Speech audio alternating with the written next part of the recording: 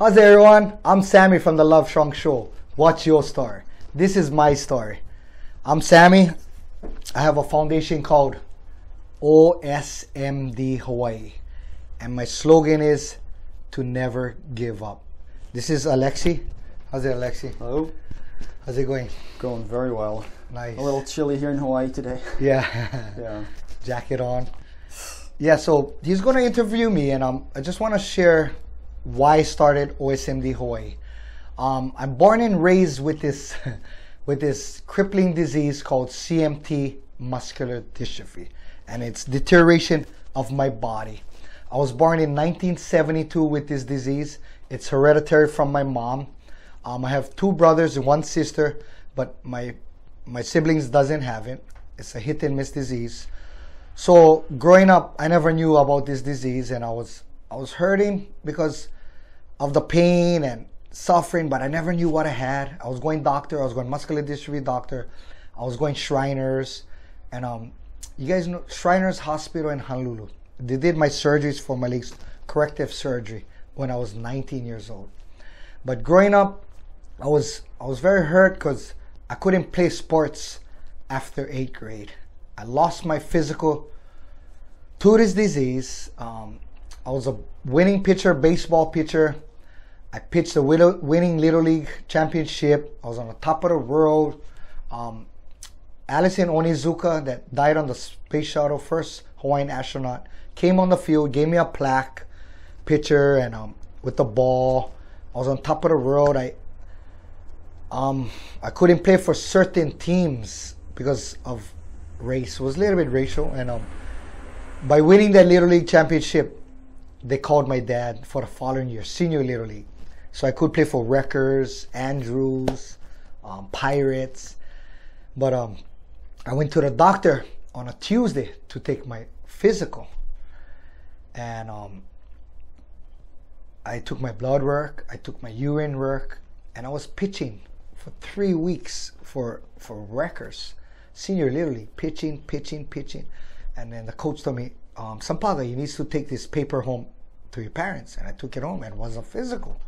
So I went to the doctor, like I said, and this was a Tuesday, took my blood work, urine work, and I went back Thursday, and my mom was kind of shooken up, and I was in the waiting room. As we drove home, I said, Mom, what's the matter? And she never told me. And my dad was always in the military, but he was home that day. And she told my dad that I couldn't pass doctor's physical. And I was playing Atari games, and I ran in the kitchen. I said, Mom, I cannot play baseball. She said, I'm sorry. I said, because of you, I cannot play. And I hate to use the word hate, but I said, I hate you. And I was upset with God. And I told my mom, why me? Why never give it to my brothers or sisters? Why I gotta suffer with this disease? I cannot play baseball. And I went through a big depression. And I live up Waikuka, like 5 miles away from the ocean. And I was depressed, and after school I took my bike and I rode 5 miles down to the ocean, and I watched this thing in the water, and that thing was called canoe paddling. And I went up to the coach and I said, Coach, can I do that? I said, do I need the paper? He said, what paper? I said, the physical doctor paper. He said, no, come Monday.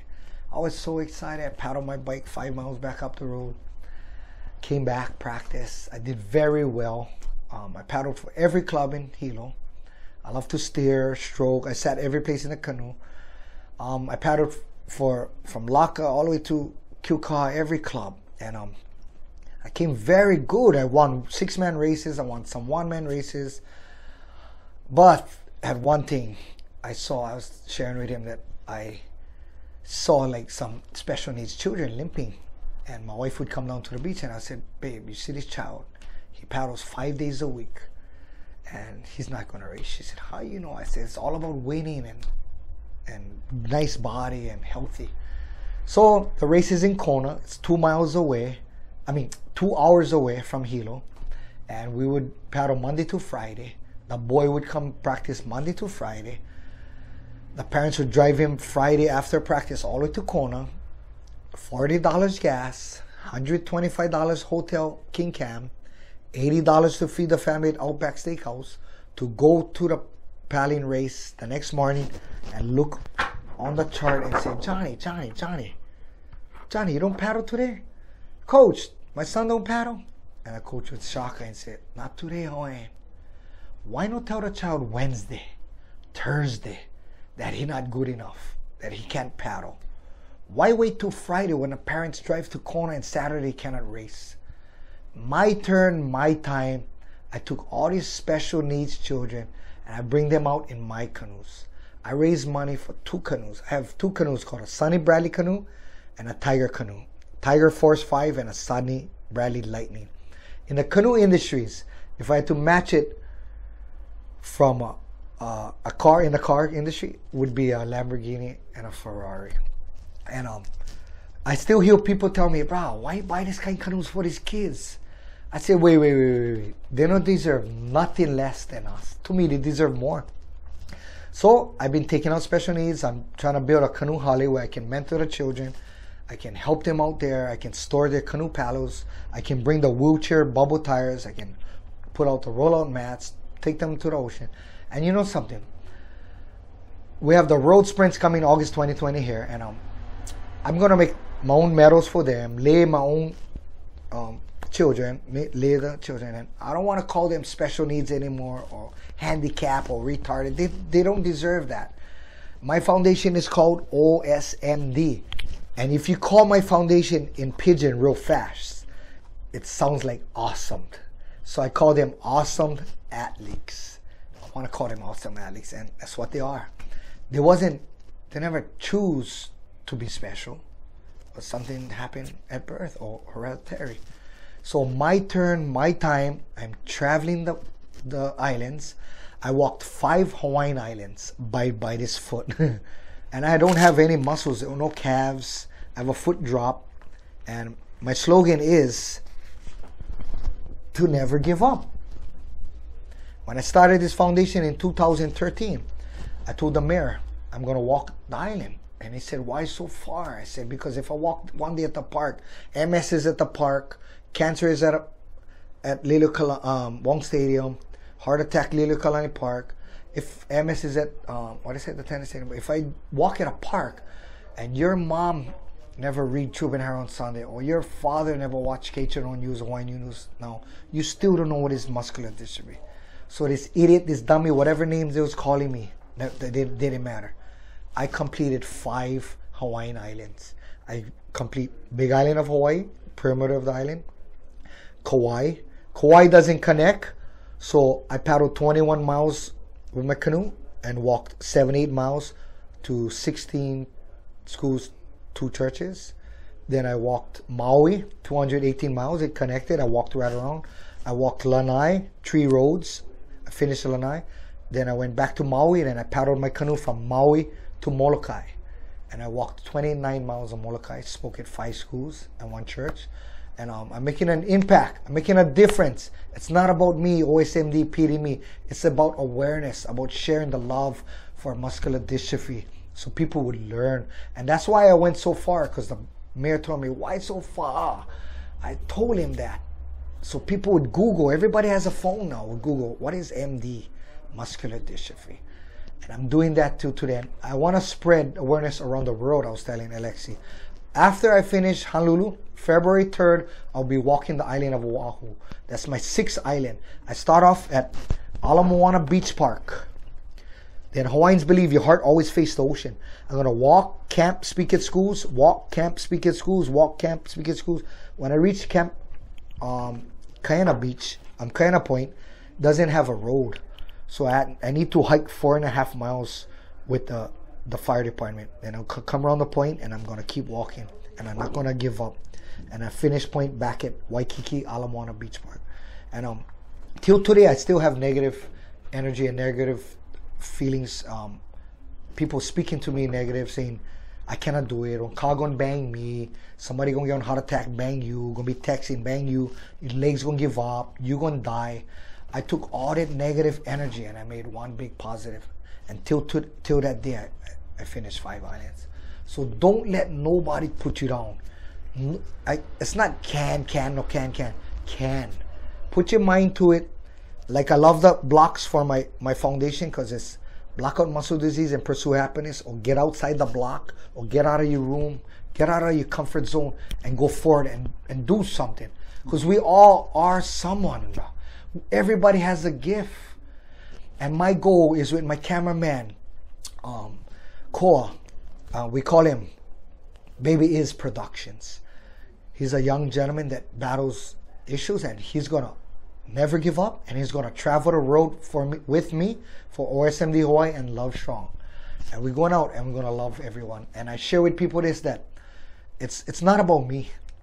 It's about the people we're gonna help, from children to adults. And I love the word love, because in the Bible, this is the greatest word. My best scripture in the Bible is faith, hope, and love. Corinthians 13:13. So when people say, oh, 13 is a bad number, no. Who told you that? I never say that. Faith, hope, and love. So I go out and I walk by faith every day. I give people hope every day. And I love strong every day. It's not about race or religion. It's about a relationship. Yeah, we all red inside. From black to white to Filipino to Chinese, I don't care. I love everybody equally. So my goals, not goal now. I use the term goals because, like in baseball is my thing. When you're running, when you hit a ball and you run to first base, you're not running to the base. You're running through the base. So for me, I setting goals, not goal. So Alexi, I met him today. I shared with him my story, and I'm going to share more. And I'm going to walk all around the world, spread awareness, from Canada to Auckland, New Zealand, to Africa, to Puerto Rico, to Philippines, to Australia. I'm going to do it all. As long as I have a passport, I have the breath of life, I can walk one more day, I'm going to go. And I get up every morning, yes, I have the breath of life. My neighbors must think I'm crazy. Then I stand up and I say, yes, one more day I can walk. And that's what I'm going to do. I'm going out and spread and share the awareness of Love Strong. So this is Alexi, and he's going to be asking me questions, and here we go, guys. Okay. Well, this is exciting. This is going to be a fun one. We, as Sammy mentioned earlier, we sat down and talked a little bit, and the big goal today, right now, what we're trying to do is get the story out of Sammy so then it can be put in paper format, aka a book. Sammy and I just met last week at a cleanup function. So a gentleman is running for mayor, and the day after we went there, and we were just standing there talking, and he mentioned something about MD, muscular dystrophy. I never heard of it. I heard of MS, but not MD. And I didn't even know that there was a difference, so lack of knowledge. But as he was sharing with me what he does and what he just shared with you, and at one point he said, I want to write a book. And just to give you a backstory, in the last month I've been helping a lady write her book, and it's about diabetes, and she wrote that book to encourage other diabetics who get diagnosed, to encourage them, to give them that boost of moral support initially, because when you get diagnosed with something, you feel like you're alone, like the world just collapsed in on you. Yes. And she wrote this book 30 years ago. And just like giving you an understanding of, like, this is prior to meeting with Sammy, and he's like, I want to write this book. So I asked him, why don't you? He's like, well, I don't know how to. Like, how long have you wanted to write the book for? And he's like, 7 years. You said, if I remember correctly, 7 years now. And in my mind, I'm just like, this lady held on to the book for 30 years, so long that she wrote it on a typewriter, and the papers were so old, sitting there in a box, that they turned yellow. Yeah. And I read that book, and so I knew this lady for 9 months. And for those whole 9 months, she's been talking about getting this book out there, and I just I offered to help her out, and then finally I was like, she wasn't taking it up on for free, so I'm like, okay, just for giggles, I'm going to tell her it's going to cost you this much money to do it. I'm like, so I come up to her, because I help her at a farmer's market. She has a coffee business. So I was like, hey, I found out that it's going to cost you X amount of money to be able to do it, and I can get it from start to finish. And she's like, it's only that much? And to me, I was like, holy moly, it was a pretty big sum, at least in my mind. And she's like, let's do it.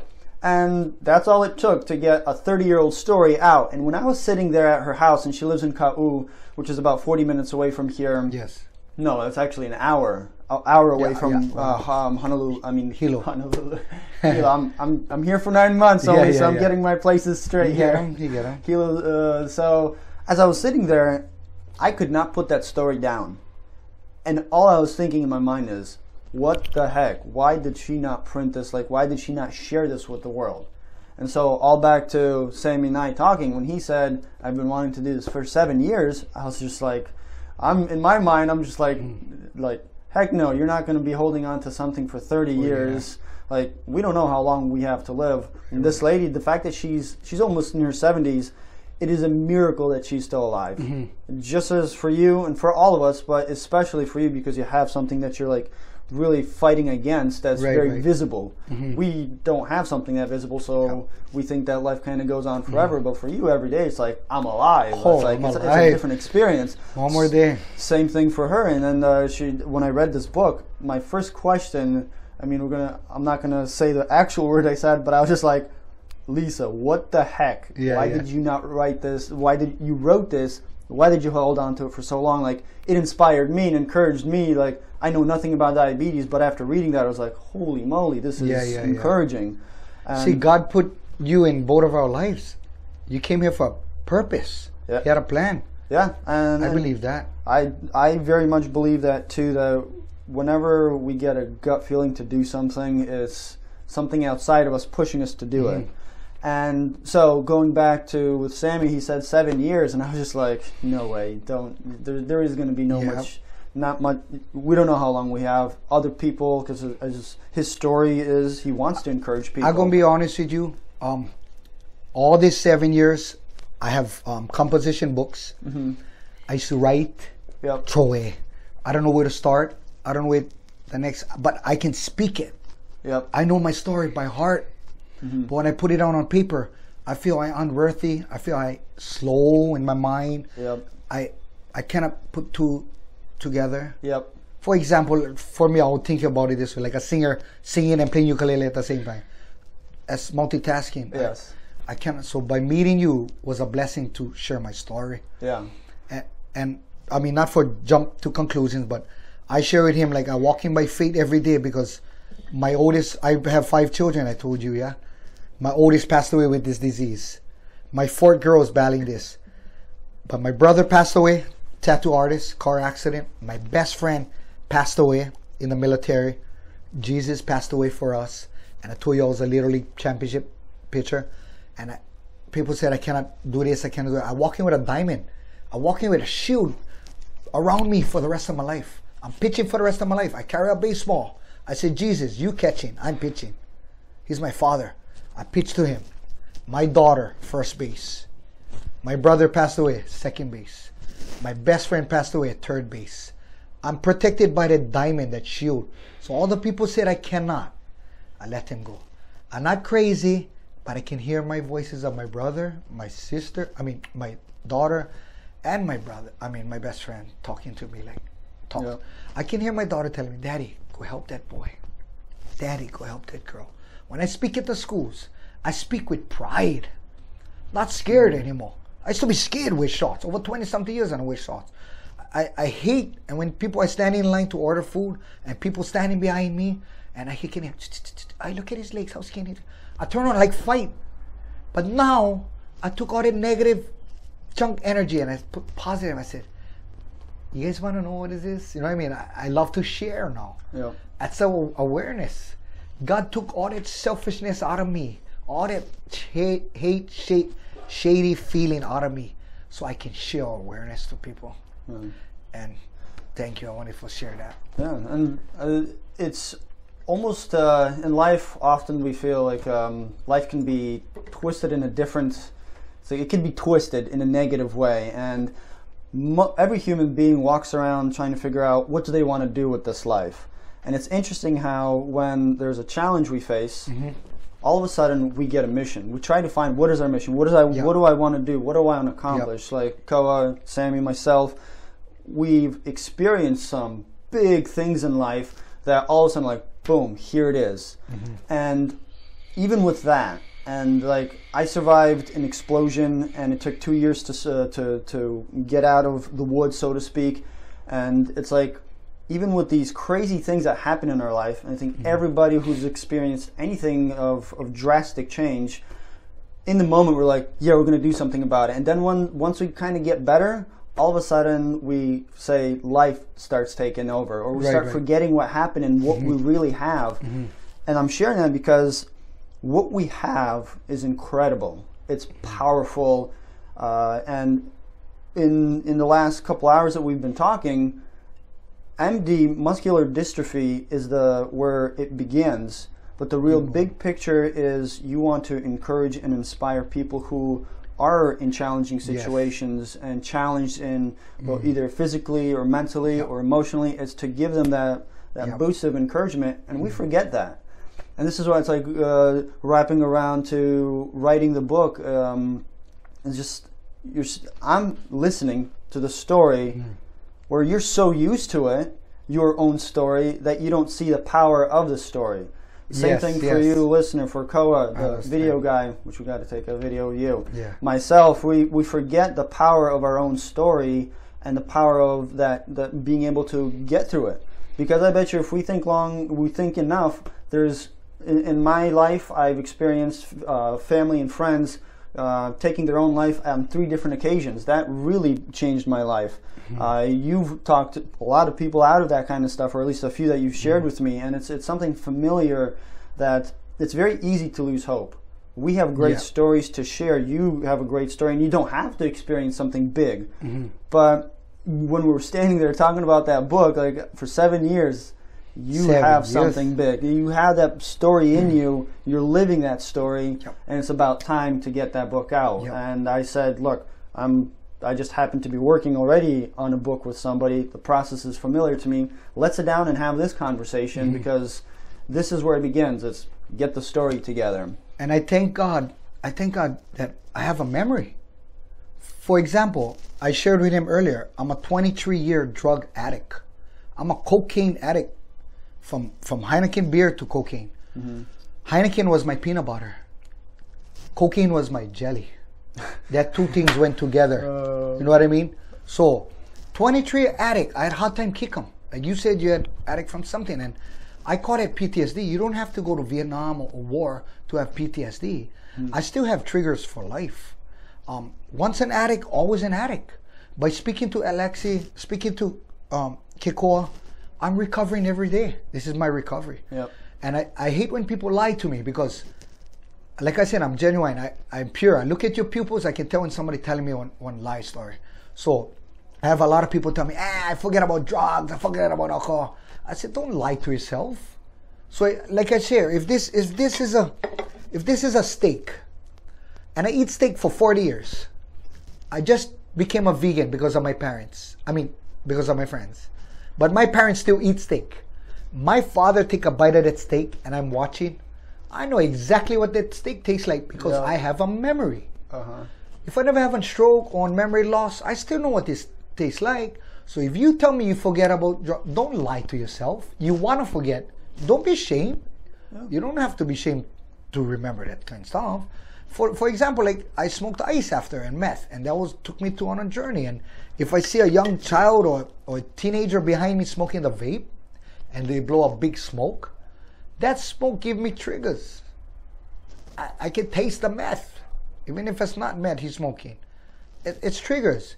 So by going out and helping someone, that's why I started this Love Strong show. Because every individual human being has a story. From rape to drugs to crime to sex offenders to anything. Everyone has a story. And why I love the Love Strong show is because I call them invisible help. Someone in California, Africa, Jamaica, Australia is watching my YouTube channel and battling the same thing that my guest has or went through. He might be thinking at home, oh, if Alexi can do it, I can do it. So get out of that box. Get out of your house. Get out of your closet and go for it. As long as you have the breath, take advantage of that because God gave you that and go out and help someone. You don't need to be a doctor or a lawyer one dentist who helps somebody just by smiling. I love the word shoot the smile. Like I said, there's two things they cannot take away from us is our smile and our tears. I speak to politicians, I speak to lawyers, I speak to the governor, I speak to teachers. I felt so ashamed that because I don't have a bachelor's degree or a master's degree, but I tell them this, when I come home late at night, I get the third degree from my wife. But anyway, I go into a room, praying before I go in, I open the door with a big smile. Because there's one thing someone cannot take from me is my smile. So if we have 10 people that's angry at each other and you come in with us with a smile, you bring in life to them. Yeah. Thank you. Yeah, that's very important to reiterate and to say that your story is important. And what we're talking about right now is like you can inspire and encourage people. You should do this. You should do this. Well, this conversation is us doing that in our life. In this case, hey, you got to write a story. This is that process, and this is that interview process. And like right now, I'm recording the story because going back, it's going to be creating a short story at first as an encouragement to give to people when they get diagnosed with MD.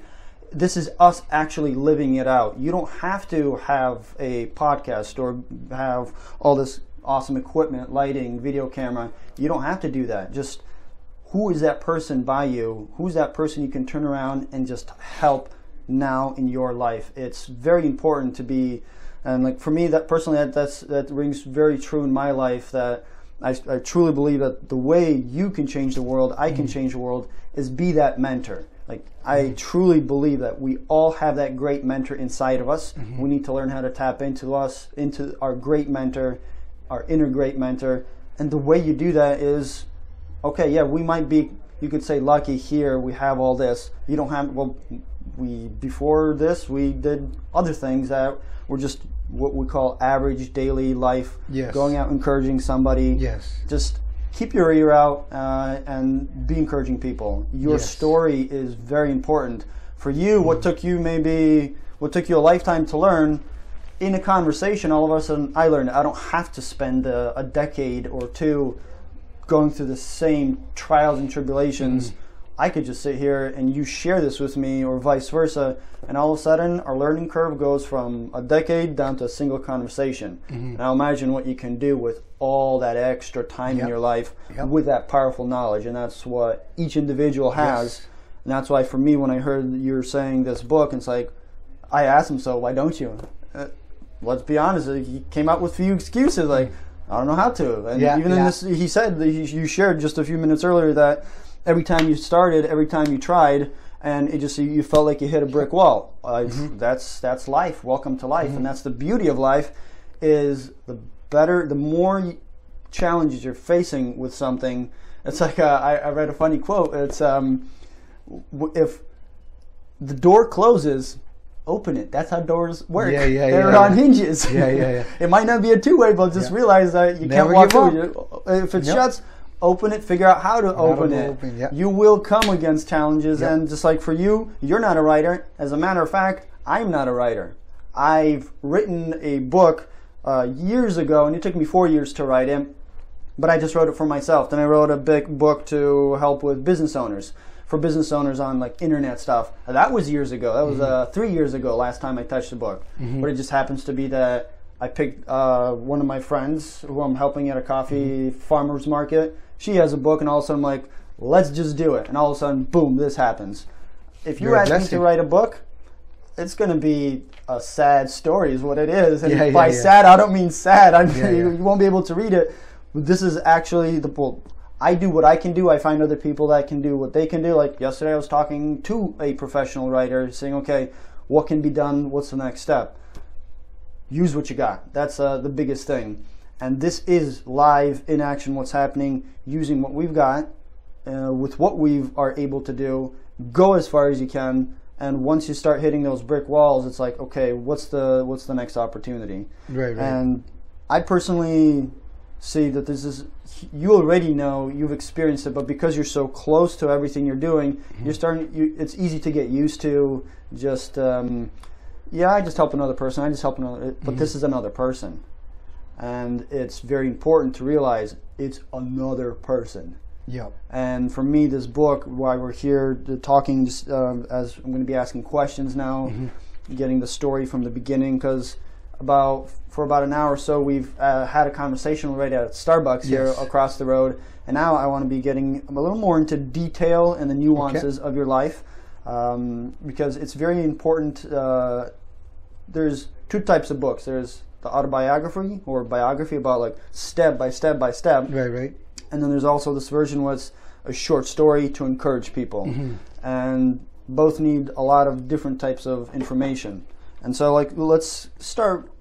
At what age did you first learn that you got this, that you got muscular dystrophy? So, elementary, I was stumbling, tripping. So, I would say like 4th grade, I knew something was wrong. Okay. Like, we would race on the field. Yep. And then as I was sprinting, I would just trip because foot drop.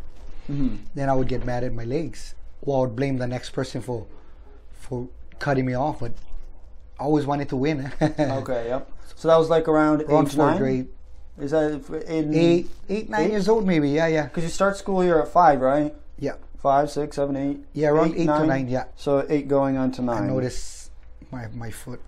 And then my arches was getting very high. Okay, so that arch is on the foot. Yeah. Okay. It's high, and then my foot was falling to the side. So I would be walking later on like a bull rider. Like So, intermediate time. When you first started noticing this, was it very unusual for you, or you just like, oh, that might be just, it was kind of a non-event for you?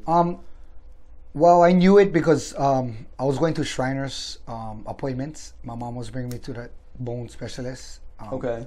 They're very famous hospital in Honolulu. So I'll fly up there or have appointments here. So I knew they was checking me over, and I was seeing a neurologist. So they check your nerves, what nerves is dying. But I didn't understand. Yep. I just would go with the flow. The Shriners, how old were you when you started going to Shriners? Shriners was from, I'm not sure exactly how old, but from real young age. Real young age, like probably elementary, 5 years old, my mom was taking me, I think. So 5 years old? Yeah. 5 years old. And you had that in your family, so when you were growing up, did you understand what MD was? No. No? I just know I was the only one from the siblings, and going to doctors, only me, so I knew my brothers didn't have it. Okay. So you always had that something in the back of your mind, like there's something not totally right. Yeah. But my muscles wasn't deteriorated back then. I had nice legs. Okay. Just my foot was getting higher and higher, the arch. Okay. Yes. So that's one of the things is that just unique to your case, or is that something MD does to you? Charcos-Marie Tooth, CMT. There's all different kind of muscular dystrophy, but mine is called CMT. So that's what my mom has, and I was looking at her feet, and my feet was like hers too. Okay. So I knew I had the same disease as her. Now, I'd like you to share again, what's the difference between SM and MD? Or MS, you mean? MS. Sorry. So MS, I heard MS, Sorry about that. you don't born with MS. Okay. It usually affects you from 20-year-old and older. I heard it's not hereditary, it's a hit and miss anyone. Okay. So it's a nerve, I think, disease, MS. And muscular dystrophy is nerve and muscle.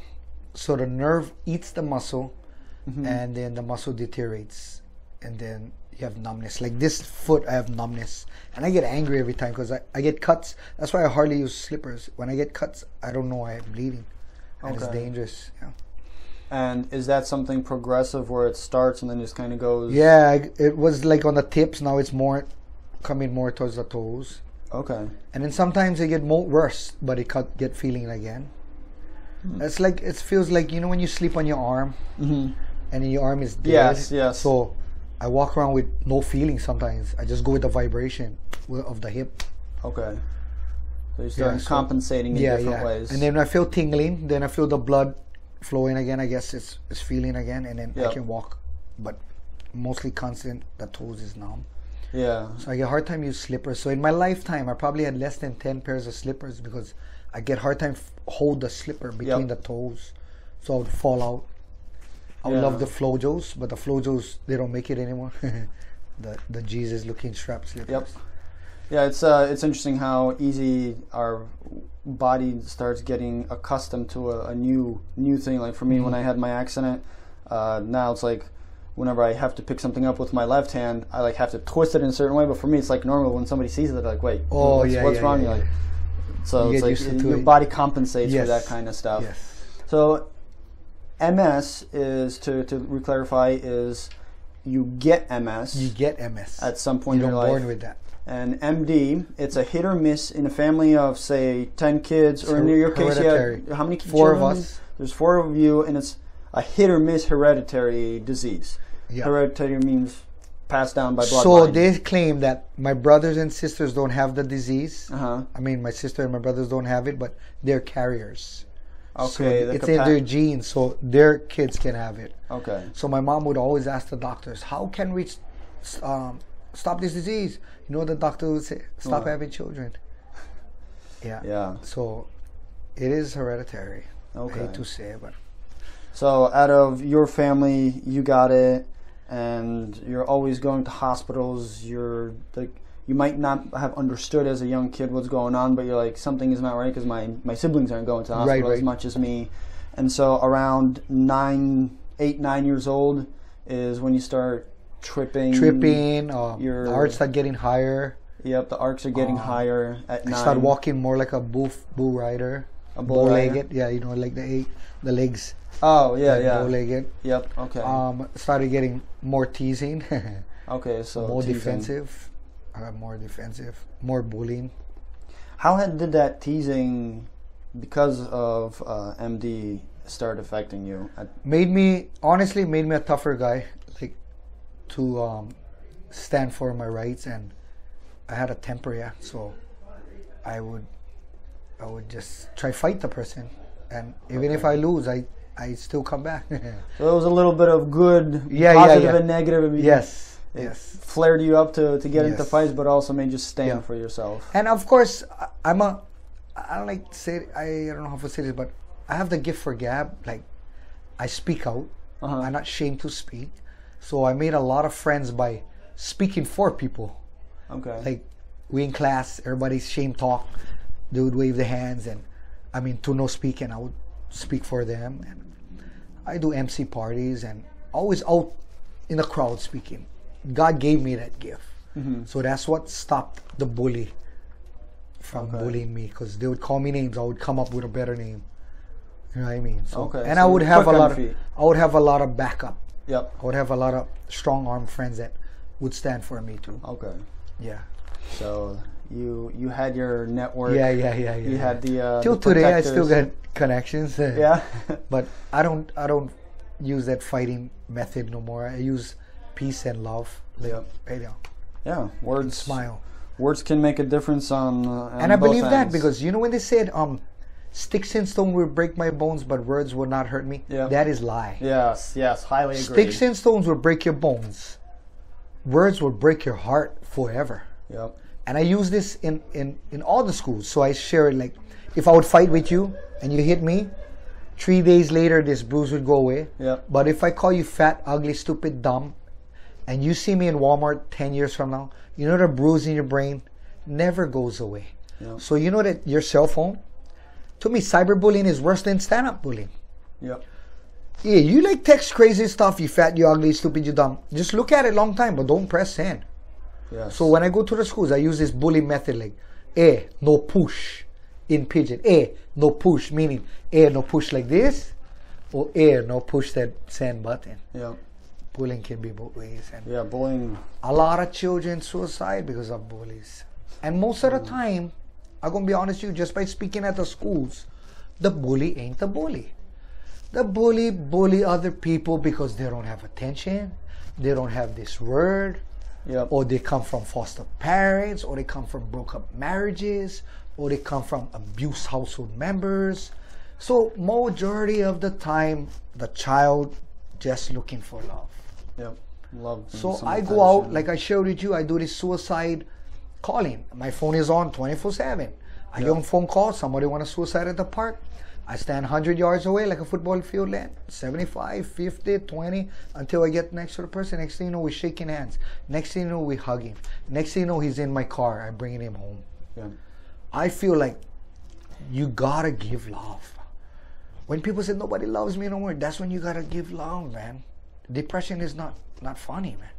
Yeah, words once said cannot be unsaid, and very difficult to, unless somebody teaches us how. It's very difficult, especially impactful words like that, both positive or negative. But negative ones stick around so much longer. It takes 10 positive words to get you this far, and one negative word to get you running this far.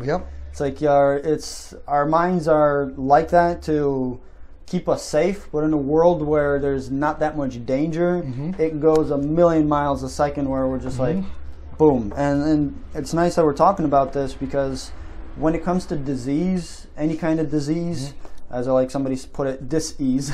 If you have some kind of challenge, that physical challenge or mental disease or mental challenge in your life, it's words. Words are what will make or break an individual big time, especially going through it. I think this is a very important thing to be looking at always. Is it's very easy to say a word, but it's impossible to unsay the word. Even if you apologize for it, you cannot unsay what has been said. Better to hold it in. So next time you do want to say something negative, and it is just so easy to just be negative with somebody, especially if they deserve it. And negative brings depression. So what I do, I want to have impression. I want to impress people, not make them depressed. Depression is just compressing on your heart and your feelings.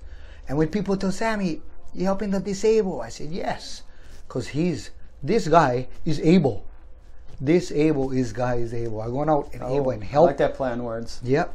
This guy is able. This guy is able, and this guy is awesome. OSMD awesome, and this guy is loved. So as growing up, you're having these challenges, you're 8, 9, 10, you're starting to get teasing, your arcs are getting higher, you're starting to look like a walking cowboy. Right. At what point did you say, if you could remember, you stopped wearing shorts? Was this later on in life? Yeah, maybe like going on to high school. I used to bodyboard and paddle canoe and stuff, and I would use pants to the beach. So it would be like 8th grade to 9th grade. I stopped using shorts. Okay, so we're like going to high school. So 14, like 14, 15. I stopped. So because 14. People would look at my legs.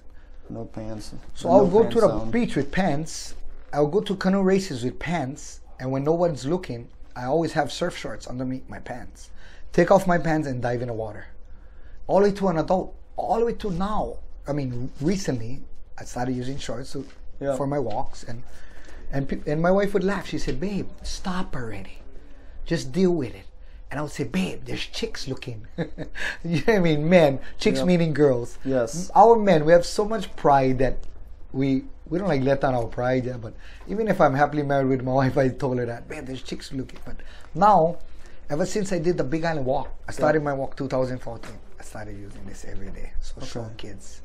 There's again revolving all around right now at this phase. Like when you're growing up, words are the things that will impact you greatly, especially as you're growing. That's where it has the biggest impact as you're growing up. Those words. You might get hit, you might get in a fight, like you said. Everything will heal up pretty quickly. But the words we say, and there's nothing like being able to come up to a person who's physically challenged, or you see that something is not physically right with them. Nothing like being able to come up and say, it's going to be okay. Like it's okay. It's all right that the way you are. There's nothing. Yes, you might not look like everybody. Have you ever had anybody in your life around this age, between like 8, 9, 10, 11, 12, that came up to you and encouraged you at that point? No. And the funny thing about it, I was seeking to find someone like me. So everywhere I go, I look at people's legs. My insecurity would just look for people's legs, seeking someone that has something like me so I could be encouraged. Yeah. You know what I mean? So the only feeling, what made me a little bit stronger is when I would go Shriners Hospital to do my checkups. I would see a lot of people like me. and I don't know them, so I cannot. Back then, when it was social media, I'm not gonna go up to them and tell what you get, like how now I would. So I couldn't find anyone on this island with that. It would make me cry. Like I felt alone. Yep. I cry. I hate to use the word hate, but I was mad at that man upstairs a long time. I was mad at my mom. Yeah. Mad, and I angry to an adult. Yeah, so that's huge. If you ever get mad at people, whoever's watching this, and you know they have some kind of physical issue, it's going to be very easy to make fun of them about that. Yeah, yeah. But as you just heard, I never had an issue that's very physical. Unless I show you what's wrong with me, you won't know that there's something wrong with me. Whereas in this case, words will make you feel very alone. Do not say that negative thing. They will just break you. Yep. And once you start feeling lonely, that's just a slippery slope downwards. Yes. And Yes. that's how 3 other people in my life ended up first. And there's one young gentleman. So there was 2 gentlemen who were in their 40s and another one in his 20s. And you just saw that slippery slope and him sharing his thoughts and feelings on Facebook. And because we live pretty far apart, quite far apart. I was in the north, he was in like a few thousand miles away. And you just saw that slippery slope and people not encouraging him, and he's just saying how people are discouraging him because for him he had a mental issue, mental challenge. Right. And the words, it's like you're saying, you just felt lonely, and once all of us know what it feels like to be lonely, especially when you're around a lot of people, but there's nobody around you who knows what it's like. That's why I'm really enjoying this conversation right now, because for people that are watching, people who are going to be reading the book, to be able to emotionally tell them, hey, it's all right, you're good. You need that word of encouragement to get people up. Like, so going to the when you started wearing pants is so you're around age 14, 15. So you're from 8 to 15, you're going on through these years, people are making fun of you, you're getting more like fighting people. Instead of between fight or flight, you choose to fight people, both physically and verbally. However, on the other hand, it also made you tougher. It made you stand up for yourself. On the exterior, it looked like you were being tough, but in the interior, I was hurting. You were hurting. I wanted to fit in with everybody. And by going to a big high school, I would seek people with legs like me, and I couldn't find them. I could find them in the handicap room, right? Like the special room, in wheelchairs, but that's not what I was looking for. I'm not judging. I was at the time. I was looking for someone like outgoing like me, like bodyboarder, bike rider, and skinny, but I couldn't find them. It's funny, the last couple of days since we've met, that's like, when you don't know, you're not aware, but now I'm just like automatically your eyes just like, it's like starting to see things. So make sure to share this. Where again, if you keep your eyes out on the people and feet and their legs, or in this case, the legs will definitely be able to be a sure sign that MS or MD, right? How fast, kind of to go back, MS versus MD, what's the speed of impact on the human being itself? So they told me if there's 100 people with muscular dystrophy, not all 100 get the same symptoms, same wear off, same deterioration. Like of MS, different. Their diseases starts from 20 and older. They start to lose tingling and feeling in their legs. They cannot be around heat. Like if they go in plenty hot sunlight, they shake, and nervous system. Us is different. We can stand the cold, the hot, whatever, just the weakness in the muscles. So it all depends on how healthy you were beginning and everything.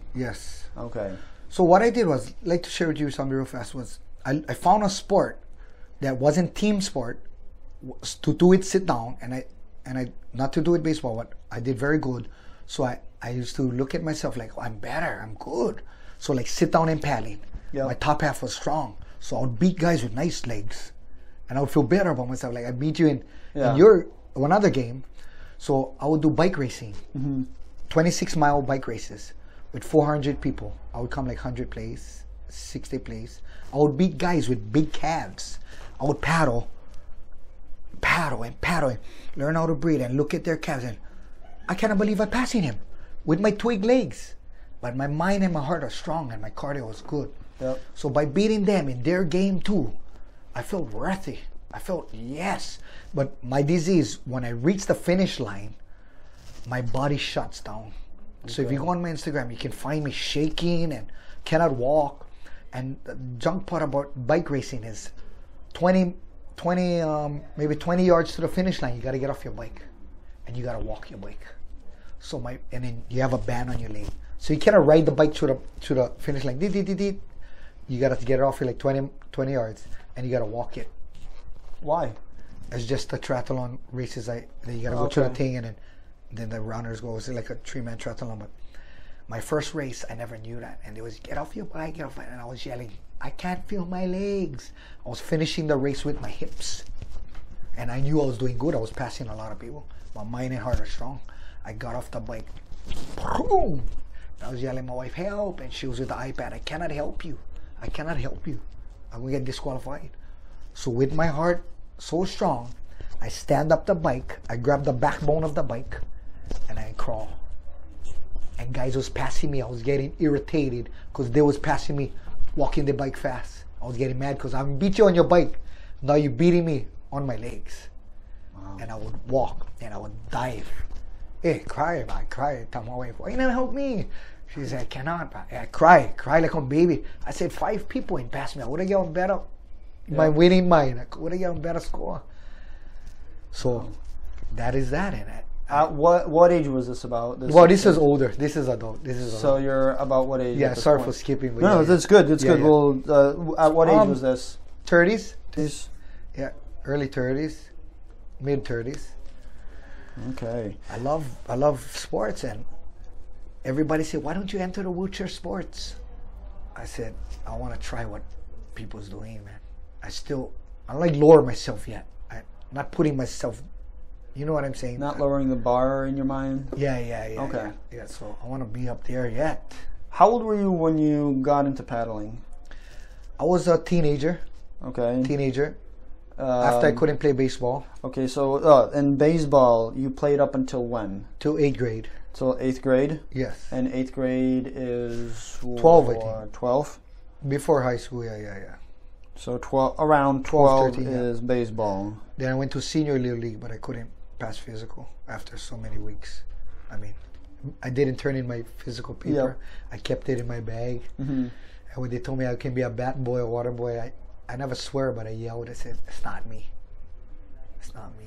And so when you got into high school, you still played a little baseball, and that's when it trailed off? Or no, right before high school? Before high school. Before high school. So that would be 14. Yep. So between 12 and 14, you played baseball. Yep. And then I couldn't play at all at high school. I couldn't even pass physical to play PE in high school. Okay. Physical education, I went on the field with the teacher and sat with the teacher and just helped with the paperwork. And I was upset. How long after you put that your physical in and they said, sorry, you can't play, and you riding on your bicycle to the beachfront? From Waikiki to Bayfront is like 5 miles every 4 days a week. Was that right after, or like months or weeks or months later? Months after. Months after? I was going through depression a lot and seeking what can I do. I wasn't thinking about suicide or anything. I was just cruising my bike. I love biking. Yeah. And I saw that thing going in the water back and forth. Yep. And I asked him. Oh, so it's something you've been seeing, watching, like, hey, maybe that's a possibility for me. Yes. So we're talking about within months, you went from not being able to play a sport to kind of dipping down mentally, emotionally, and then you saw some hope in paddling, and you're like, you know what, let me go try it. Yes. And then, could you remember that day when something clicked in your mind? So I love bodyboarding and swimming. I love the water, and I love biking. So I put my two things together. I rode bike all the way down to the beach, and I rode to Kiukaha. Kiukaha is Hawaiian homes. Even if I'm from Waikiki side, majority of my friends are from Kiukaha, and I would yell, Stacey, Danny, all my friends, and they wasn't home at that day. And the moms would come out, oh, sorry, Daryl, because my name is Daryl, aka Sammy Sampa. They're not home. So I was going straight home, wasting my time because I never have car. Yes. I never have quarters to call my dad, pick me up. My dad was always military. That's before cell phones, guys. Before cell phones, yeah. So what I did was I rode my bike. I had a lot of time. Yep. I rode my bike through Bayfront, and I would just think about things like how a normal human being would think about things, and I would see this things going back and forth in the water. They call them vase meets canoes. I knew it was canoe, and I said I like do that, and I wait for people to come out. And a lot of my sister's friends, guy friends, was doing them, but I never was into that because I loved being on a baseball field. Yep. But I wasn't afraid to try because I'm a water man.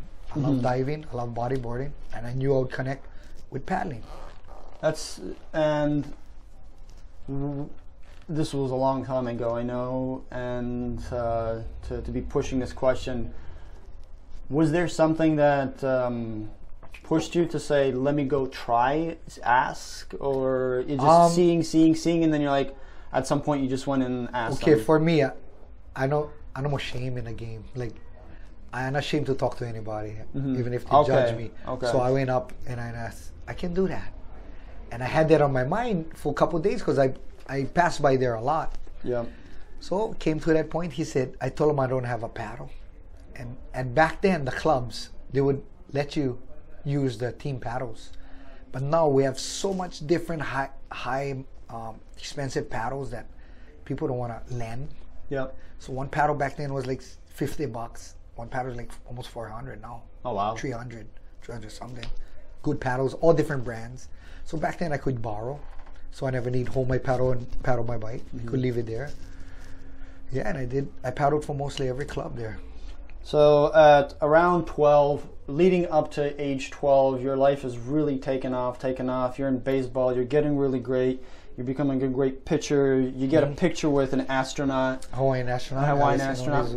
Allison Onizuka. He graduated from Kona Waina High School. He was the first Hawaiian astronaut that entered the space shuttle, and then it blew, I think, 1986. Challenger?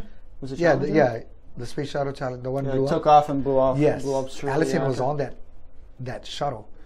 I have a picture of him, and they gave us the plaque or picture, whatever it was, and they have a memorial thing in the gym in Kona Waina High School. Yeah, so I gave the school a baseball and a picture of us me in the dugout with Allison Onizuka. Wow. Yeah, so they put it in the showcase. So talk about life moving towards you, giving you all these opportunities. You're meeting all these people, getting great. Yeah. And all of a sudden, at the top of what you feel for you in that point in your life was you're at the top of your game, both in baseball and life. And then life just deals you this blow. And if you think of it as a chart, your life starts here when you're born. You start at 0, like you say. Yeah, 0. You're born. By age 12, you're flying high, like you're doing awesome. But all of a sudden, it's just one of those crash, boom, crash. And right as you're crashing, it's instead you're thinking, you're seeing experiences, and all of a sudden you're like, hey, I could do that. It's just learning to reinvent yourself. You just gave me chicken skin. You know when you said my life crashed? Allison crashed, died, and my life crashed. Not physically crashed with the space shuttle, but emotionally, mentally, the life. Wow. So and then you're sitting by the beach, you're waiting for your friends, you're going out there. And this is one of the reasons this is so important is, should you get diagnosed or with anything, or you're feeling down, the biggest key is just keep going, just trying new things. Like, for example, you were down, you go to try to meet your friends, they're not there. You could have been like, screw this and just go home. And just, but you stayed there and just looked around. Yes. Sure, that might have been accidental that you ended up staying there. Yeah, you had to ride back a lot, but you stayed there and you're looking, and then you were able to see that next opportunity of what to do. And then you're like, let me go ask, let me try. And failure is going to be a big part. And the coach could have said no. You could have had a bunch of they might have needed the physical also, but because you tried, because you went ahead and took that step, all of a sudden things shifted for you. Yes. And you, as things shifted for you, and sounds like you now got to be a part of a team, teamwork, both you paddling, you explained that it can be both single sport or team sport. Yes. And you were doing very well with those. Right. And as you're doing well physically, you're able to use your upper part of the body. You're slowly starting to get more embarrassed about how you're starting to look. Yes. And that's where you just were wearing pants all the time, and God forbid you had to wear shorts, you went into the water as fast as possible, kind of thing. So it's like this interesting dynamic where on the outside things are moving right back up and you're doing pretty well, but internally that graph is still kind of going on a trajectory downwards. You have the spikes because you got your wins and all this stuff. Yes. You're like, yes, I can do it. Overall, though, and this is where it goes back to the words. We're kind of going to go right back to that. During that time, as you're succeeding in sport, in paddling, and experiencing all this, what were some of the challenges, mental and emotional challenges, both positive and negative for you at that time, as you're experiencing all these wins, both wins and losses in paddling? So I was getting a lot of mixed emotions. Like, we would win, and then the team would like, oh, they don't need me. Like, there's other guys better than me, but I already made the team, and we're winning. And then as we win, like 3-4 races, they change the crew around. So it used to upset me, because why touch something that is not broken? Why fix something that is not broken? So I would get upset, and I speak what I feel, and that would piss people off more. Hey, why you tell them? Why you tell the coach? I said, I want to know why you're moving people around. We're blowing people away. It's like a car. Why touch the carburetor if the thing running good? So I had a lot of mixed emotions. That's why I kept moving clubs. I kept moving clubs. Well, people wanted me to steer here, stroke here. Stroke means the front of the canoe, steering in the back. So I left a lot of clubs. I never leave with bad feelings. People would ask to bring up their team, so I kept moving, and that's how it is down there. Like, people don't stick around too long in the same club. So that's why I started my own and helping special people. And how long were you in paddling? How long were you doing that for? So you started around 14, 15? 14, 15. I never really compete in the beginning because they had their crews already. And I never have ride a lot of times. And you cannot be riding bike, paddling, training 2-3 hours, and then riding my bike home in a dock. And so my dad was hardly around, so I would miss a lot of things, you know what I mean? And then when I got older and got my own license, and then started working, and I started driving my own self to practice and paddling and coming home with my own car and working, then I could afford my own paddles. And I started to get better and better and better. Your license, the rules here for license, because I know when I was growing 15, up, I got my 15? license. Okay. Because I stayed back from high school, 1 grade, because I'm a Shriners patient and missed a lot of schools. I was behind in learning too, so my mom held me back. And so when I went to 9th grade, I was already 15. So I was one of the first freshmen bringing my car to school. And they was wondering, how come you can bring your car to school? And I was born in 72, and all my 73 guys was still 14, So that's when I got a little bit more pride too, like, you know what I mean? Like, yo, nice Toyota truck and cruising. And Nile be my friend. Nile catch ride school. So, in fact, good that you brought that up, because that brought me more self-esteem up again. Because I was one of the first, and I love nice things. So I made my truck lowrider, nice paint job, nice rims. What job did you get at that once you got the car? My dad always told me, you like on car, I buy your first car, but you need to find a job. You need to pay your own gas, insurance. So he helped me with the insurance. My father young good heart. So I work, honest to God. I was 15 years old. That's why I like to brag to my son. I said, Daddy was freshman with 3 jobs. So right after high school, I leave. I go to Orchid Isle Ford. Right there, Orchid Isle Ford. At Ford? Yeah, I was the lot boy. I used to bring people home while their car being fixed, pick them up, wash their car before they take it, pick up the rubbish, clean the bathrooms. I was making $3, okay, an hour. $3 an hour? So I worked there from 2:30, after school 2:30 to 4:30. 4:30 I head to food fair, supermarket. So from 5 o'clock I start there, 5 to 9. Food fair, supermarket, 5 to 9. I close the store, I lock the gates. When the managers leave, then I leave. Weekends, Saturday, Sunday, I pick papaya in the papaya fields. Yeah. So I had 3 jobs. So I think one job was $3 an hour, my first job.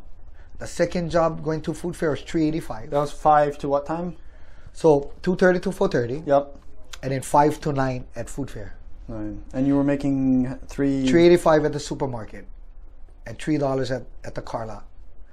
And then weekends I would make, I think, $5 an hour for 2 hours picking papaya.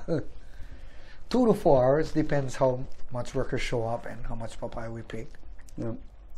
And then I would buy things for my truck. So back then, you never need to buy all 4 rims. You could go down to Ron's Performance, and I wanted a nice chrome rim. You could buy one at a time, so every paycheck I would buy one. But sometimes my paycheck was $7, $8. I would put them on my dresser, sit on my bed. I never have cell phone, TV in my room. I just look at my rim all the way to the next paycheck, and I put another rim. And then I can't afford the tires because the tires is just expensive. And a lot of time you gotta buy full set. Yep. And so by the time my truck is all nice and the paint job is all scratched up and my rims all nice, but I love nice stuff. Yeah. Yeah. Well, that's so you were slowly racking up wins for yourself to feel, and it made you feel pretty good, it was a huge thing. Is and what brought me more what brought me more pride and strength was my friends. Well, they all had money. My friends, the parents, so they never need work through high school. They had allowance. My father never believed in allowance. Our allowance was the kind, hey, go clean yard, rake the yard, cut the grass, trim the trees. You know what your allowance is? You're going to eat dinner tonight. That's a big allowance. I mean, you get lunch and dinner. And a place to stay. And a place to stay. So, we never have allowance. So, as I pushing carts at the supermarket, pushing carts, bagging groceries, here comes my friends teasing me. You're working. But I felt good inside. Yeah. I felt like a man. I could use a bow tie. I could dress up, push wagons. But what was hurting me was my friends was going to baseball practice, coming in the store, buying Gatorade and or whatever it is, sport drinks, parents waiting in the car while I pushing wagons. Mm-hmm. And it was hurting me because they could play sports, but I was making money, which they was getting their own money, but I felt like a man. That's a big thing what you mentioned right here about life is we often say life is not fair. It's just life will deal different hands to us, and we have to make the best out of them and not let it get to us. And by not letting it's easy to say, but it's a challenge to be like, okay, yes, they do have it a little easier, a little better, which wraps right back into like the words we speak to each other. It's make sure if you want to say something negative, and try your best to figure out either not say it or say something positive, because this individual might be starting from point zero where you had the luck of the draw of life that you started out on step 5 or 10. Yep. So always figure out how to say words that will encourage people. Yes, friends, and we'll always kind of pick at each other. And if you have a choice, it's like always try to help people in a positive light, in a positive manner, because like you're saying, you had to work where other people didn't have, so they had all this time. Plus, they were going to baseball practice where for you that wasn't. It's another mental, emotional challenge that you had to learn to overcome that. They didn't. Yes. So you're working now, you're 15, 16, you're working really. At this stage of the game, what's happening to you physically with MD right now? That part, I noticed my legs kept buckling out, right? So I never have foot drop braces back then.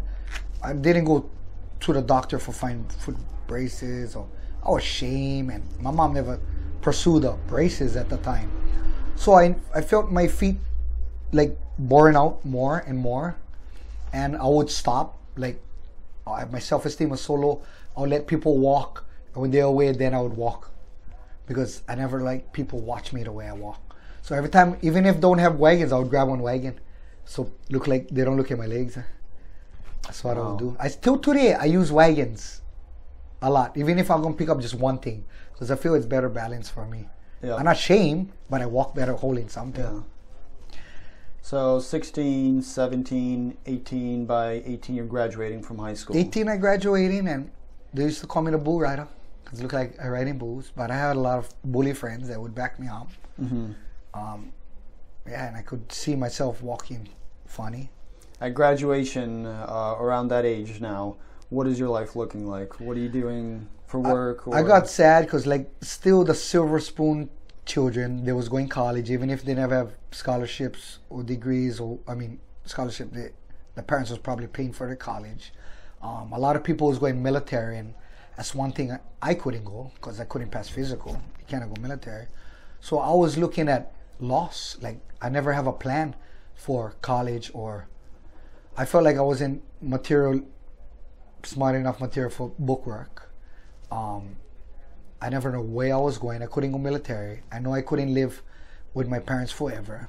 So what I did was, my girlfriend at the time, I'm glad I got blessed from her grandfather was the administrator at Hilo Medical Center, and he asked me, boy, at a gathering, family gathering, he said, boy, what you gonna do with your life when you graduate? And me, I'm not a liar, and I said, I put on my, I said, I don't know. You going to college? I said, I don't know. In my head, I know I was going. I said no in my head, but I told him I don't know. So he said, you like one state job, I get you in. So he hired me at the Hilo Medical Center. And people ask me, what you got hired as? I tell them, moptologist. You know what is a moptologist? One janitor, mopping floors. But so I used to buff, wax, strip floors, clean toilets, sanitize beds. Yep. And I was permanent soon. So as 18 years old, I was a permanent state worker with best benefits, dental, vision, regular medicine, all free. So I got blessed with a good job, good medical, not real high pay, but the benefits is unreal. So I worked from 18 to, I always had a job, but I was permanent from 18 to 30 years old. 18 to 30 years old? Yeah, I worked for the state. So 18 to 30 at the hospital? Yeah, and I retired 30 years old.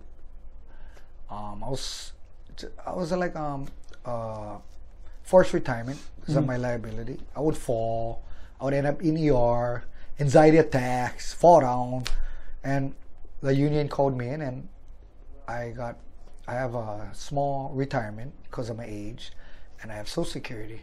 So at the time when I retired, my Social Security would be going to all my young ones, my children. But now they're older than 18, they lost that part of Social Security. But that's okay, they all have jobs now. And I have a small Social Security, and I'm happy it can pay my mortgage. And of course my wife works too and help me with bills, and I still work. So you got the job, you worked there from 18 to 30, and you said, how many kids did you have? At the time or now? Right, like altogether, how many kids? 5. 5 kids altogether? Okay. How old were you when you had your first child? 19. So 19 years old. Yeah, I think 19. So you got the job, you had a girlfriend through, and it was your girlfriend's uncle or grandfather at the grandfather. time. Yeah. I was going to clarify because for those who don't know, uncle, it's exactly how they do it in Russian. When instead of saying Mr. like you do in English, you actually say, hey, uncle. So the word Mr. is uncle in Russian. Oh, okay. So here in Hawaii, they do the same thing where they say uncle. Yeah, uncle. Like everybody's Uncle Sammy. Like, yeah, Sammy, yeah. Or like, cousin, everything's cousin. Yeah. Even if you're not related, it's my cousin. Yeah, grandfather. Yeah. Okay. So grandfather. So yeah, I wanted to clarify that. Was it... Okay, so you got the job, you have this job now, and a year into the job, you have your first child. Yeah? And what were the age separations between the kids? So yeah, I got to reverse a little bit because my first child was from my girlfriend at the time. Yeah, that the grandfather's the boss at the hospital. So we've been together 7 years with that girl, with my oldest. So my oldest is from my previous girlfriend, and then the rest is from my wife. Yeah, I stayed with her for 7 years. We broke up. But I still was working at the hospital, and then I found my wife, my dream girl. I'm not putting down my ex-girlfriend, but she moved on in life. She went to the mainland, and then her boyfriend at the time they got married. We friends today. We friends. Yeah.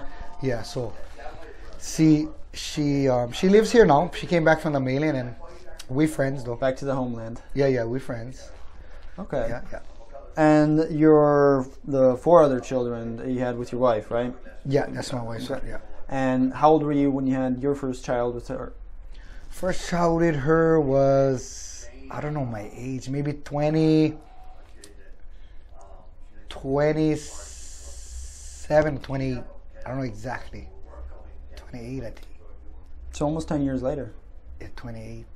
So not between 8 and 10 years later. 27, 28. Yeah, 27, 28, yeah. 20, oh yeah, I gotta go reverse then. So the oldest, so I should have started that from the start. Hey, that's why we're doing this. Yeah, so the oldest is Crystal. Yep.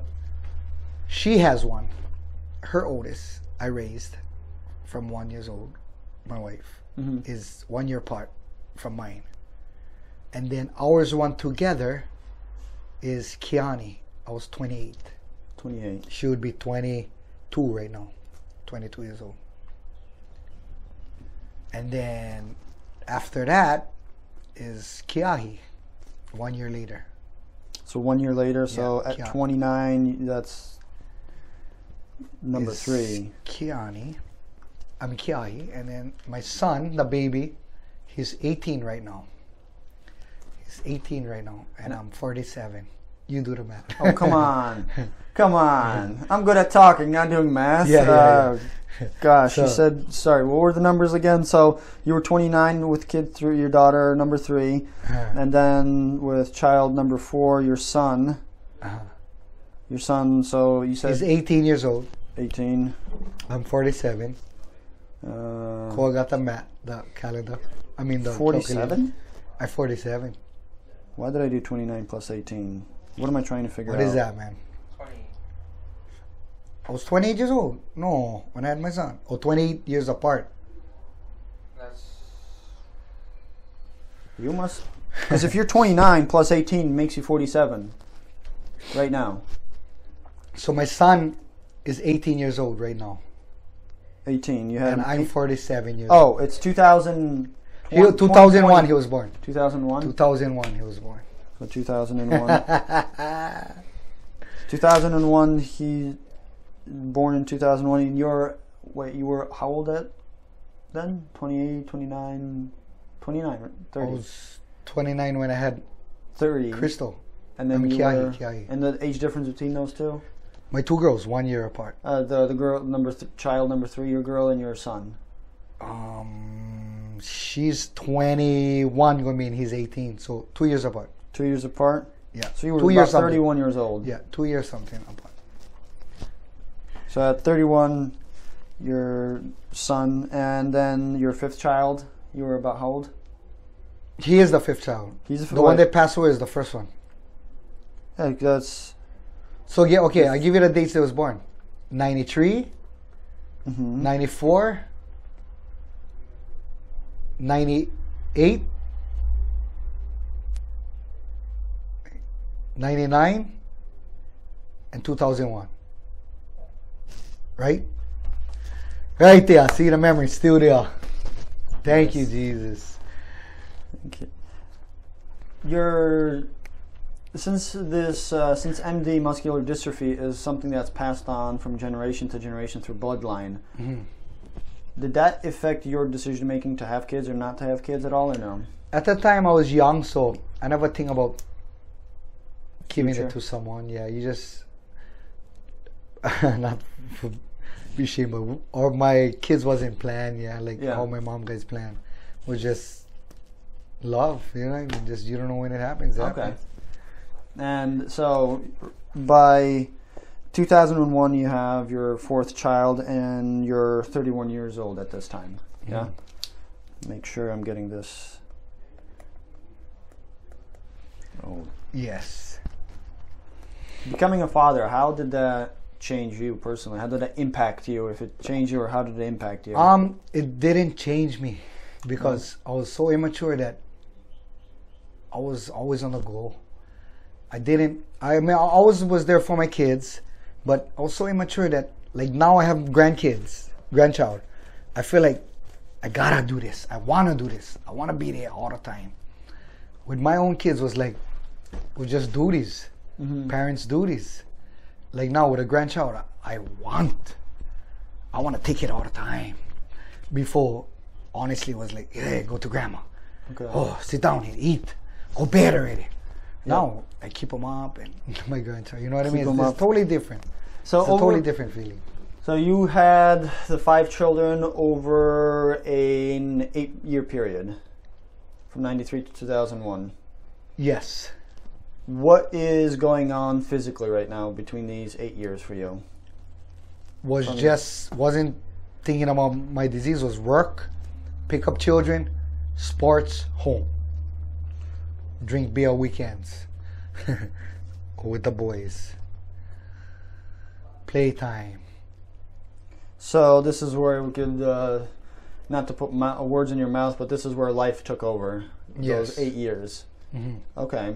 And by now, your youngest is 8 years old, and everybody's slowly growing up. Mm-hmm. So you have between newly born to 8 years old. So you have 5 kids that just take up most of your time. After the last one was, up until what point do you feel it was just life just kind of happening? It was busy. It wasn't much about MD at all for you. It was just about like busyness. How long was that stretch of your life? That whole time from working at the hospital and then picking up children, bringing them sports, or just family duties. When I retired. And you retired, what year was that? 2001. Okay, so 2001. 30 years old.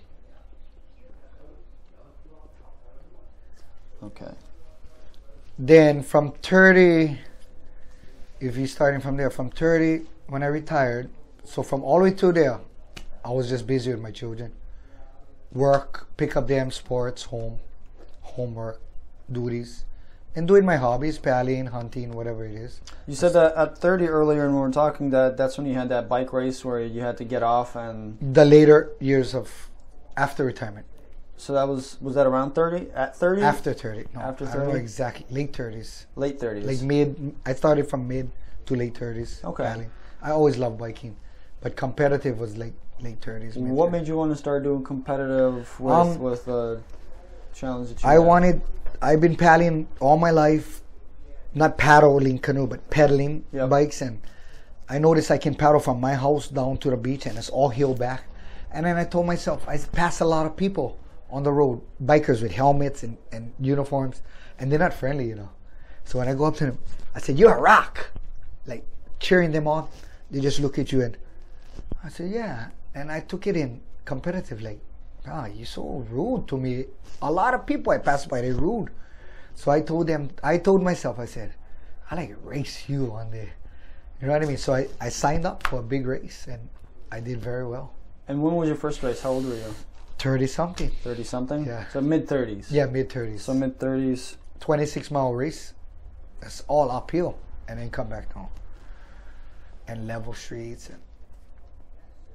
and I couldn't wear a helmet at the time because I always use a baseball cap. So when I pass by them, I still feel like they're more professional than me. Okay. Until two bikers, two uncles, friends that races before, donated some stuff to me, like helmets. He said, you gotta race with helmet. So train with helmet to get used to something, helmet with the strap. Can I use iPods? Because I usually use iPods for exercise. And I never like the clip-in. Clip. Yep. I'm claustrophobic. I don't want to be locked in and crashing with me on the bike. So I had a harder time racing. They couldn't believe how good I did by paddling. Because when you paddle, you clip in. You relax going forward. You clip in. You paddle back. That's how they race. But me, I would race by pushing down. This whole quad, I was burning them out because I couldn't use my calves. Yep. So I'd use my hips and my big thigh muscle. Okay. So they were so amazed like how the place I came in by paddling like that and without being clipped in. And everybody used biker shoes, skinny, clipped on. I used regular sneakers. and I was a little bit different from everybody, but I do very good.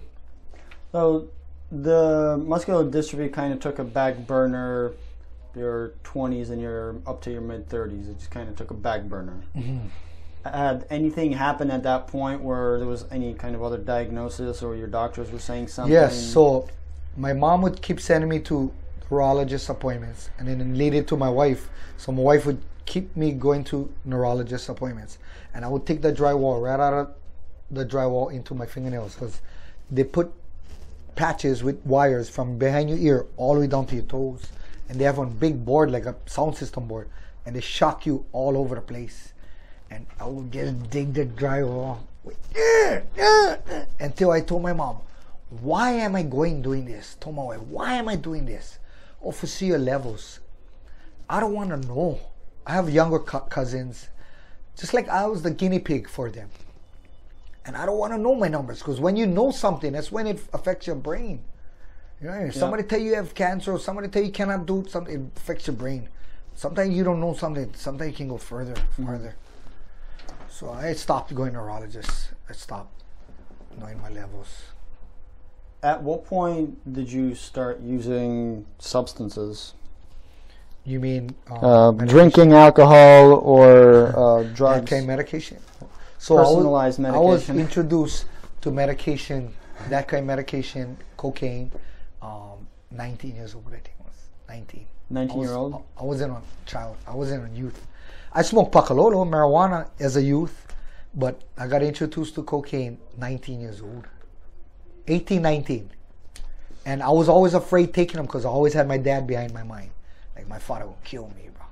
So all the boys would do them. I said, nah, I'm good. Or I would fake it. The other guys would, oh yeah, it's good. I make like I did it, but I never. Until it came to one point, I was drinking alcohol one night. I was in Kona, I was going hunting, and all my friends was doing them, and I wanted to fit in. And I was scared. I grabbed that straw and a little bit. He said, you got to take the whole thing. So I'll blow them on accident. Like, blow them. So they make me a new one. I'll rev that line. And it wasn't too bad at the time. It was like, oh, I can handle this. Feel good. Make you feel happy. Then when I took it, when I got depressed in the future, I knew what to take, because the thing would make me happy. And that thing took me on a Joe ride. Took me 20-something years for get off. 20 years. Oh, wow. Yeah. So from 19 to 39? Yep. But honestly, I'm not going to lie to you. After I sobered, before I went to my rehab, I sobered on myself, but I was falling. Like, I could be good 2-3 months. Go to one party, drink beer, peanut butter, jelly. So I would end up doing it with the boys. Like, I sobered. It's hey, right there, get a couple cocaine lines, take it. I'm good. As soon as I grabbed a beer, drink, maybe the second one, I said, I go. Liquid courage. Oh, yeah. Choices change. Decisions change.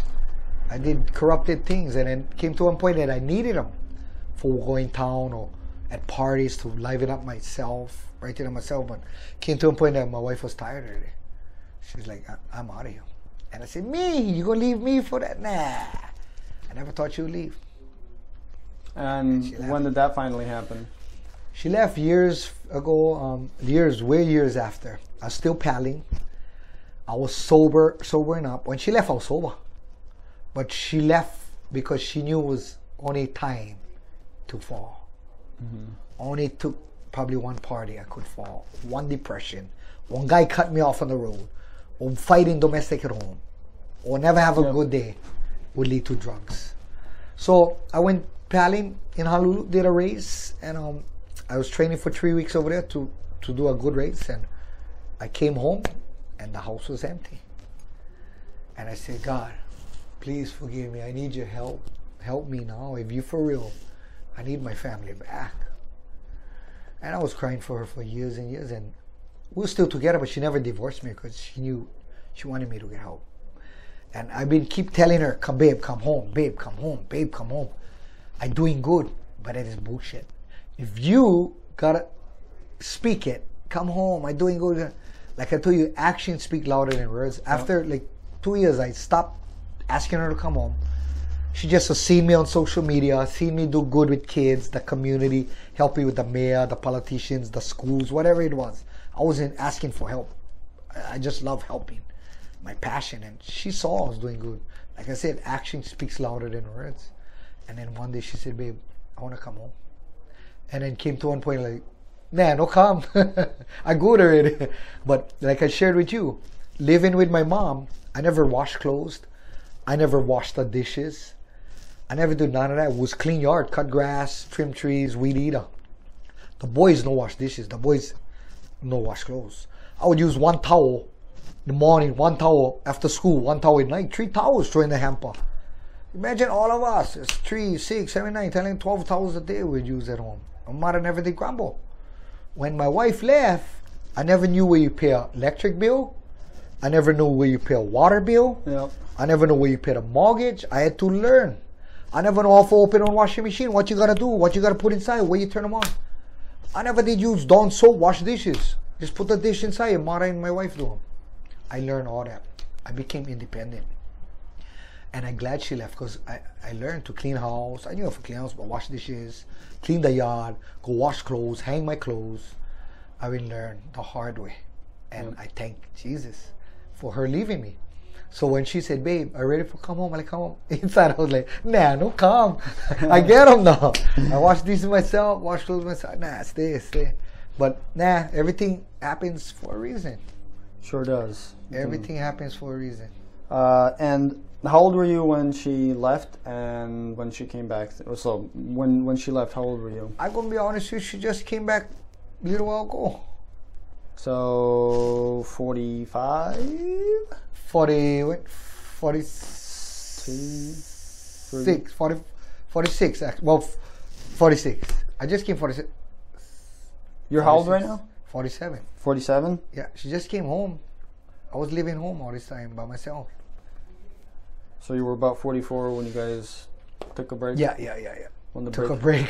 Taking a extended break? We was together, but not together, yeah. And I'm not ashamed. I glad I went through what I went through. At first, I used to be ashamed, tell people I was an addict. But like I said, once an addict, always an addict. Yeah, I mean, I personally I was addicted to playing video games, and it got so bad where I wouldn't stop playing until I started feeling nauseous, and then that's when I would quit. And I would be staying up to 2, 3, and I would have to wake up 5, 6 in the morning to go to work.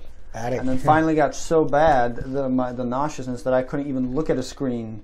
It didn't matter if it was iPad, computer, or TV. When I could look at it and do anything, but the moment I was playing a game, boom, I just started feeling nauseous. And it's only because of that. But that desire to want to play, it's like, last time I played was like 3 years ago, but I had just tricked my mind, like, I'll play tomorrow. But now I don't even have anything on my computer, so it's like, but I'll download it, but it's like, gotta get better things for you. Yeah. So that challenge is always there, because your brain remembers. Yes. And that's like power of words, power of experience. Drugs is the same thing. Once you experience that feeling or that word is said, it's difficult to erase it. You can try to fill yourself up with other things to stash it away, store it away, so you don't remember it. But it is a challenge. Yeah. It can be very challenging. If you sit on your hands, then you'll have no choice but for those memories to come flooding back. So for 3 years you had that break. Leading up to it, within those 3 years, what was happening in your life at this point physically now? What changed going from, in your mid-30s you started racing, bike racing and sports, and that's like a big part of your life, and now kind of fast forwarding to, was it 44, your wife leaves because of drugs. At what point did drugs really start becoming a thing for you in your life and they started affecting you? So I couldn't handle the drug in the ending. Like, I'm not blaming the drug or the dealer, that they would bunk the drug. They would be wouldn't be just cocaine anymore. They would put other substances just to stretch the drug so they could make money. Yep. So as I take it, I would have different hangovers, different moods, changes, more angry. And then once I got saved and clean, I kept doing what I was doing though, helping the community. And I did it harder. And I noticed by sobering up, I was more focused. I was really focused. If my speeches was there, I knew what to say. I wouldn't forget. I had enough rest at night. So I knew by living at home by myself, I was learning, living and learning, and agreeing with myself. I wasn't selfish no more. I was agreeing with other people and myself. I would listen. Before, I never like hear nobody. You know what I mean? Like, I was always correct. You know what I mean? I had a problem. Then when I got really sober, was exciting. Like, I look forward for getting up 4:30 in the morning. If I get up after 6:37, I told Kikwa, I go into a drug dream. Because I believe 5, 6, 7 is when I have my deepest sleep, right before you get up. And I try to get up at 4:30 and exercise. Because after I sleep after 6:30, I dream about my old dream, my old reality dreams, like snorting cocaine, drinking beer, lusting with women, bullshitting with the friends. And when I get up from that dream, the whole day I'm screwed up. I believe my dream. I think I'm high. I don't want to go places because I feel like people think I fell again. Yep. Even talking to people, I'm sober, but I feel high because of my stupid dream. So I get up 4:30 and I ride bike. And I pray. I don't know the Bible's super good like pastors, but I pray and I read and I go out and love people. Was that what was the big experience in your life that changed your mindset on drugs? Changed the mindset was my wife leaving. Like, your wife leaving? Honestly, I heard it from a lot of people. You're a good woman, you're good, but you in denial. She's not as get plenty of other girls out there. But no, that person was made for me. And she stood with me to death do us part. I said, why didn't you divorce me? She said, to death do us part. And she married me for a reason. She left me to get help, not to leave me to divorce. And I thank God for saving me. Thank you, Jesus. And I go out and I preach the gospel sometimes. I preach to schools. I speak at schools every week. I don't give up. I love children. That's where it's at. Again, the story repeats where it's everything seems to be fine, and then in this case again, your wife leaves you just so that you can get help, and again it's that rebirth again. You feel high, and boom, and then rebirth again. And now you're saying your wife came back. We live in life. You never say everything is perfect. Not it is perfect.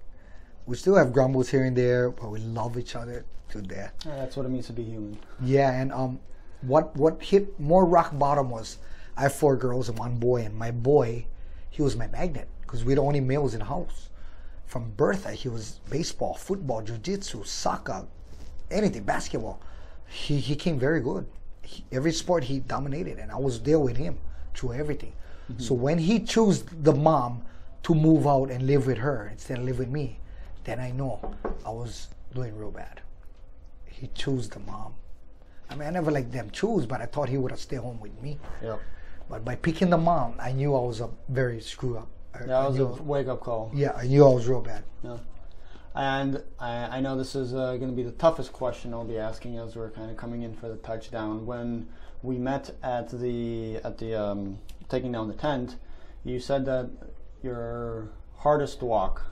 Oh yeah, for sure. Can you share that story with us, please? So, I love walking, I love biking, and I love paddling. But I keep spreading my awareness for muscular dystrophy. Like you inspire me. You sit on road over here. Everybody hits me, hey, why you want to travel the road? You need on vision statement word, right? I want to inspire. I never knew what to say.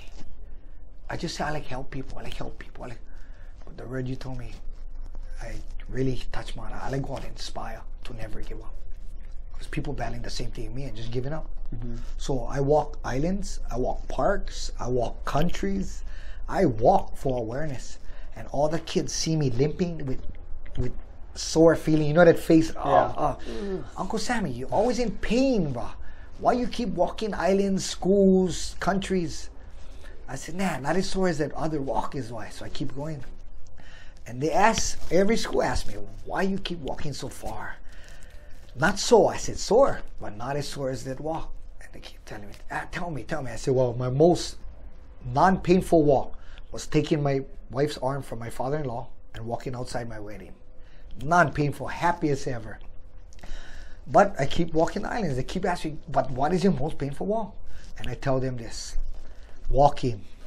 One evening, walking. and looking down at my daughter in her casket at her funeral. That is the hardest walk. That would kill me. That would really spear a hole in my heart. I never thought I would lose a child before yourself. She went to heaven. I feel like it's my fault. Because, like I said, Jesus died for us. She died for me just like too, because I gave her that disease. That was selfish of me. But like I said, I never planned my child back then. I gave her the disease. She suffered with this all her life. She was bullied, and she died with this disease. So I felt selfish and I felt hurt. But that was my hardest walk, guys. Not the Big Island, not Kauai, not Maui, not Nalanai, not Molokai, not going to be Oahu too, not going to be Kolawi. Is my daughter's casket at her funeral, looking down. And that would kill me. And she also had a muscular dystrophy? Yes. Yeah. Yes. And I walk with her in my ear. And people ask, "Bo, what inspires you? Why you keep going?" I said, "That diamond I showed you, but my daughter, Daddy, go talk to that man. Daddy, go talk to that boy. Daddy, go talk to the girl." I can be at a restaurant having dinner with my wife, and I would say, "Babe, excuse me." And she said, "What now?" I said, "I'll talk to the people over there." I would leave my dinner, come back cold, stay super cold. But I saved that life. I don't mind my food, that's okay. I'll live. I could see one person all down and out eating. And I would go, "Hey, how's it? My name's Sammy." And they'll, "Well, man, what's up? I interrupt in your dinner, but I can sit down." I just introduced myself. "Yeah, but sit down." I say, "I pray for you." And they look at me, they don't know what to say. Next thing you know, "Hey, I know your uncle, I know your cousin. Hey, you the guy walking the island." "Wow, thanks." I'm walking away. I'm walking back to my table, going to eat my cold steak, and I look behind. And the guy is like this. That touched me, bro. And then the wife smiling at my wife, "Bro, that touched me." That's my purpose, bro. Like I showed you, I'll go out and I want to help somebody. Yeah. It's not about me anymore. It's not about me, bro. It's not OSMD pity me. It's OSMD, I want to help somebody, awesome people. And I'm going to do them every day. And like I told you, I get negative, I get judged every day. "Oh, look at that guy traveling Auckland, New Zealand. Look at that guy at the baseball field helping the kids. Look at that guy waving for the mayor. Yep. Look at that guy, all of it. Look, who we think him?" It's not about me, bro. Every time I show and wave, every time I show and shocker, every time I show and smile, that's for everybody else, bro. Yeah. I never praise myself, bro. I never, bro. I never. So going out and waving for OSMD, that's for all the kids that would help, bro. That's not, "Hey, it's me, Sammy." Yeah. Operation Sammy. Operation means I'm going to help somebody else, not Operation me. Yep. My awareness is about other people. And I thank God for meeting you.